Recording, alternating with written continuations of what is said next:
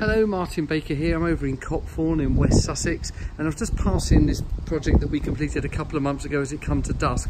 As we've done so many really cool lighting items on this one, just wanted to show you it in this duller light. I'll be back here another time to show you it during the day. We've got here a 6.2 by 3.6 building with that really cool canopy there that's got the hot tub in it. That really is the masterpiece of this building. I'll show you that in a moment.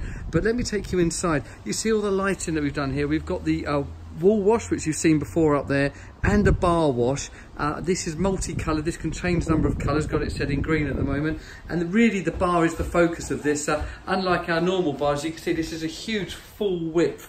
Essentially we used a top from a kitchen, and that really beautifully done, as you can see. And we've actually, even there you can see, just got a little sink around the side there. The bar wash lighting sits underneath. We've also got it kicking around the TV there, and this is all serviced by Alexa, so it's all smart run, as is all of the garden lighting as well. And then we've actually plumbed in a fridge freezer there with all the ice making machine, and because of the hot tub outside, we've even gone to the extent of actually putting in a toilet shower in here as well, as long with the basin. But it's really the lighting I wanted to show you today and how cool it can look. And let me take you round to the real masterpiece. A lot of work here, but up here in the ceiling we have put 600 fibre optic lights that now twinkle. Now if I just stay down here for a moment and just sit still, you can just see those twinkling in the dark a bit there, and that goes all the way back through,